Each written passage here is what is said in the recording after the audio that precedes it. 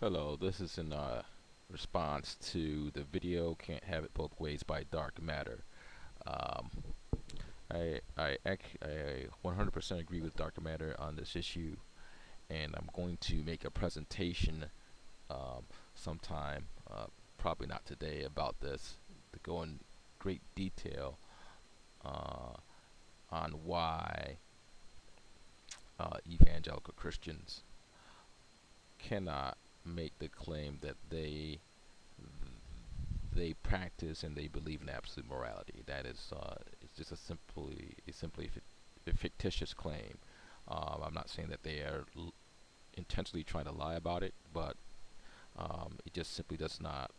It simply fails to correspond to the facts of the matter.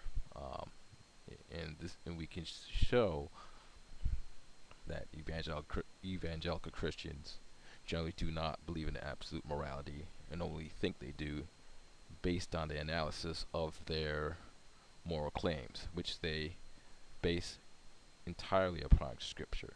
Now, some evangelicals maybe may have a different approach and may deviate from the the, the conventional evangelical orthodoxy. So you can't say that all evangelicals think this way, but a vast majority of them, based upon how they interpret Scripture, they cannot make the claim that they practice or believe in absolute morality. And I want to make this really short. Um, I just want to make a very crisp explanation of this. The reason why they can't make the claim is because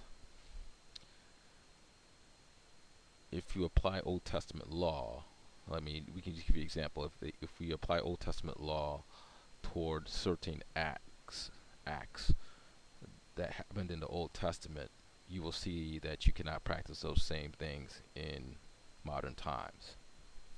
For example, um, in the Old Testament, if you commit adultery, in the Old Testament, you are it is the moral obligation of the Hebrew society to stone you to death. It's very cut and dry. If you commit adultery, you shall be stoned to death. I don't know who is sanctioned by quote unquote God to do this, but this is the reality. Uh, yeah, this is the reality that you should be stoned to death. Now, that law, there's two components of it. There is the moral prohibition of adultery and the moral obligation to stone you to death.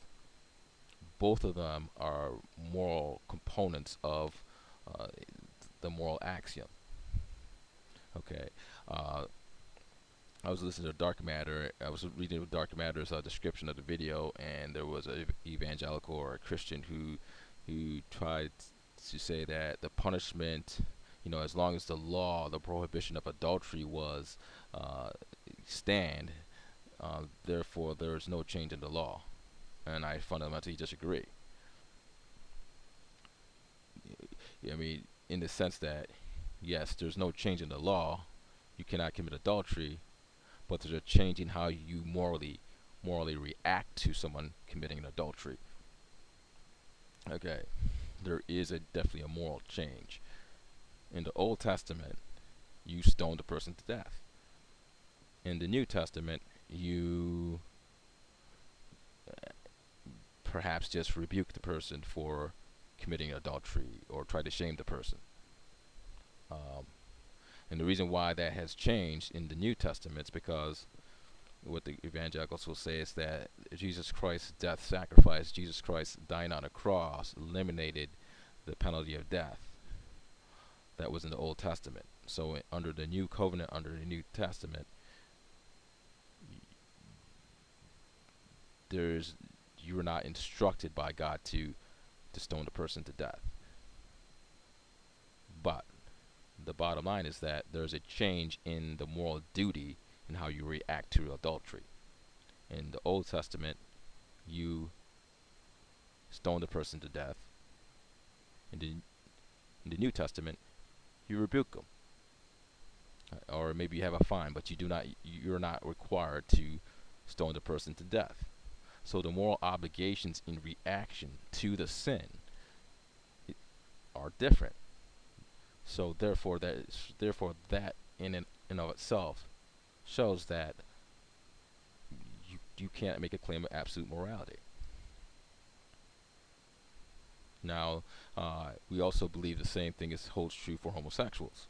In the Old Testament, you react to homosexuality by inflicting death upon the person who practices homosexuality. In the New Testament, you rebuke the person.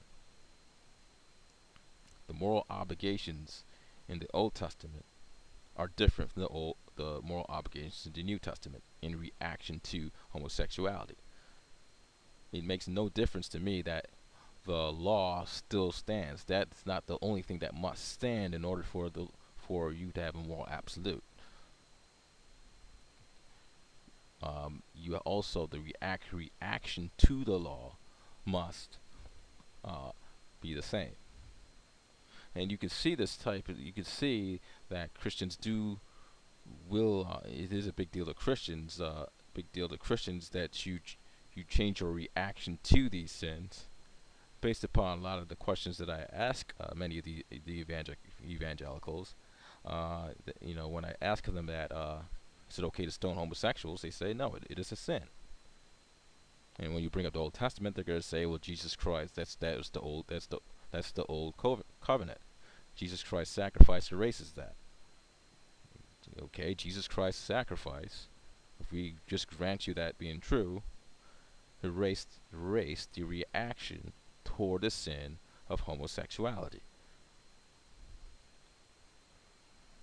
It could be very well said that as Christians or as people who are from the Abrahamic faith are bound, they have a moral duty to respond to sin.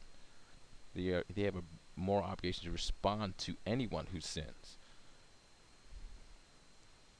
Now, I'm not gonna assert that you necessarily have to rebuke the person, or there's not different levels of how you react, but it is specified in the Bible how you're supposed to react. So therefore, there is no moral absolute in the Bible. There isn't. I mean, I've had I had an evangelical Christian say that you can't go out and like stone an unruly child. That's the Old Testament. That's a certain circumstance that you do that. That is a contextual moral standards based on a situation. So evangelicals cannot claim this.